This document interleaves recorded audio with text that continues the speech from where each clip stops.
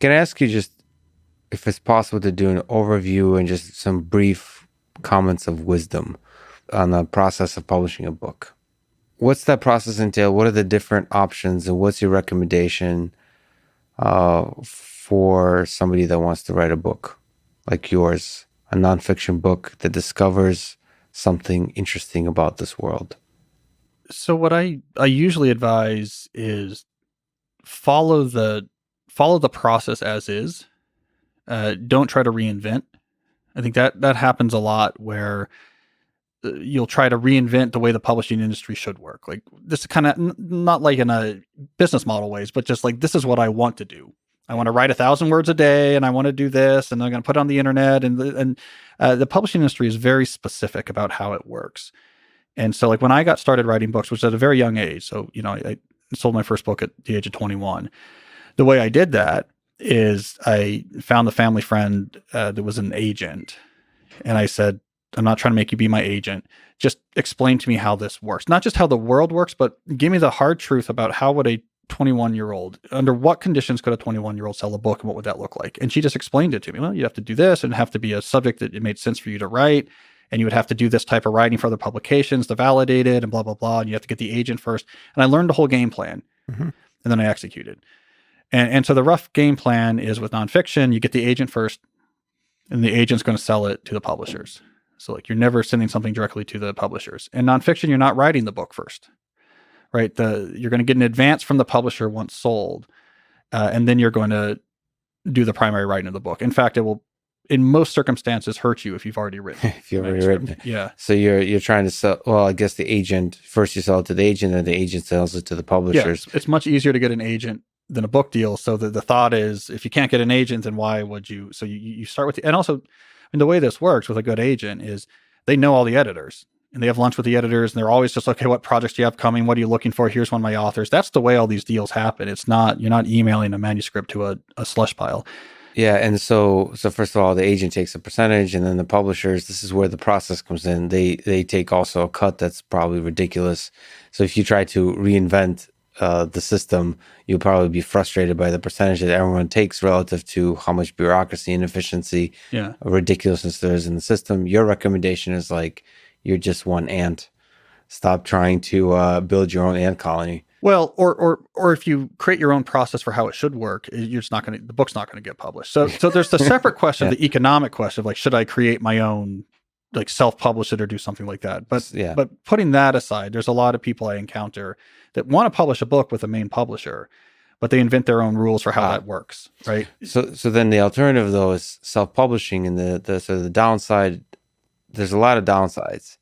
It's like, it's almost like publishing an opinion piece in the New York Times versus writing your own blog. There's no reason why writing a blog post on Medium can't get way more attention and legitimacy and long-lasting prestige than a New York Times article. But nevertheless, for most people, writing in a prestigious newspaper, quote-unquote prestigious, is just easier. And depends on your goal. So, like I push you towards a big publisher because I think your goal is, it's huge ideas. You want impact. Right. You're gonna have more impact, But even though so there's different ways to measure impact, right? In the world of ideas. In the world of ideas. Yeah. And also, in the world of ideas, it's kind of like the Clubhouse thing now, even if the audience is not large, the people in the audience are very interesting. It's like the conversation feels like it has long-lasting impact among the people who in disparate industries that are also then starting their own conversations and all that kind of stuff. Yeah, because you have other, so like self-publishing a book, the goals that would solve, you have much better ways of getting to those goals, might be part of it, right? So if there's the financial aspect of, well, you get to keep more of it, I mean, the podcast is probably going to crush what the book's going to do anyways, right? Yeah. If it's, want to get directly to certain audiences or crowds, it might be harder through a traditional publisher. There's better ways to talk to those crowds. Right. It could be on Clubhouse. With all these new technologies, a self-published book's not going to be the most effective way to find your way to a new crowd. But if the idea is like, I want to leave a dent in the world of ideas, then to have a vulnerable old publisher, put out your book in a nice hardcover and do the things they do, that goes a long way. And they do a lot. I mean, it's very difficult actually. There's so much involved in putting together a book. They get books into bookstores and all that kind of stuff. All that stuff. And from an efficiency standpoint, I mean, just the time involved in trying to do this yourself is they have a process, right? Like you said, they have a process. They've got a process. I mean, I know like Jocko did this recently. He started his own imprint, and I have a couple other, but it's huge overhead. I mean, if you run a business and so like Jocko's a good case study, right? So he got, fed up with Simon and Schuster dragging their feet and said, I'm going to start my own imprint then, if you're not going to publish my kid's book. But what does he do? He runs businesses, right? Yeah. So I think in his world, like I already run, I'm a partner in whatever in Origin, and I have this and that. And so it's like, yeah, we can run businesses. That's what we know how to do. That's what I do. I run businesses. I have people, but for like you or I, we don't run businesses. It'd be terrible. Yeah. Yeah.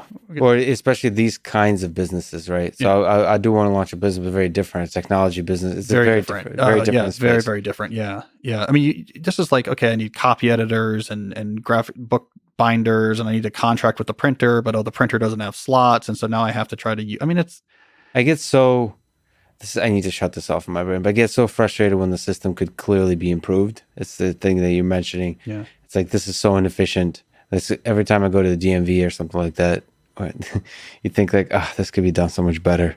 Yeah. But and the same thing is the worry with an editor, which I guess would come from the publisher. Like how much supervision on your book did you receive? Like, hey, do you think this is too long, or do you think the title?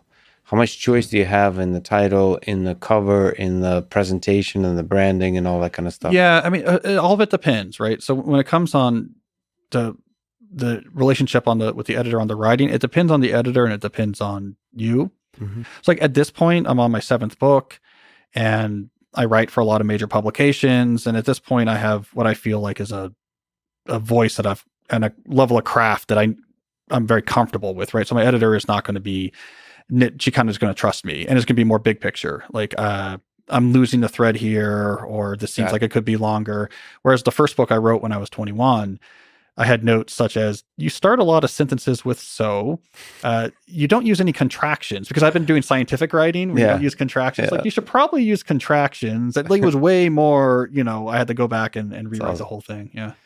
But ultimately the recommendation, I mean, we talked offline, and I was thinking loosely, not really sure, but I was thinking of writing a book, and there's a kind of desire to go self-publishing, not for financial reasons. And the money can be good, by the way, right? I mean, it's very power law type distributed, right? So the money on a hardcover is somewhere between $1 or $2 a book. So the thing is, I personally don't. But then you give up 15% to the agent. So I personally don't care about money, as I've mentioned before, but I for some reason really don't like spending money on things that are not worth it. Like, I don't care if I get money. I just don't like spending money on feeding a system that's inefficient. It's like I'm contributing to the problem. That's my biggest problem. Right. So you think that you're worried about the inefficiencies of the the fact that the overhead, the number of people involved, or the overhead, the emails again, the fact that they have this way of speaking, which I'm allergic to. Many people, like, that's very marketing speak. Like, you could tell they've been having Zoom meetings all day. It's like, as opposed to a sort of creative collaborators that are like also a little bit crazy. Yeah. And I suppose some of that is finding the right people. Finding the right people. That's what I would say. I say there's definitely, and maybe it's just good fortune. Good fortune in terms of like my agents and editors I've worked with. There's really good people who they see the vision, are smart, or incredibly literary. And psychologically. I had a great editor when I was first moving into hardcover books, for example. It was my first, big book advance and my first sort of big deal. And he was like a senior editor, and it was very useful. He was like, we had a lot of long talks, right? I was, so this was my 4th book, So Good They Can't Ignore You, was my first big hardcover idea book. And we had a lot of talks, like even before I started writing it. Just let's talk about books and his philosophy. He'd been in the business for a long time. He was the head of the imprint. It was useful. Yeah, but I mean, the other frustrating thing is how long the whole thing takes. Takes a long time. Yeah. But I suppose that's you just have to accept Well, that. I handed in this manuscript for the book that comes out now. Like when this, I handed it in. I mean, over the summer, like during the pandemic. So it's not terrible, right? And we were editing during the pandemic, and I finished it in the spring.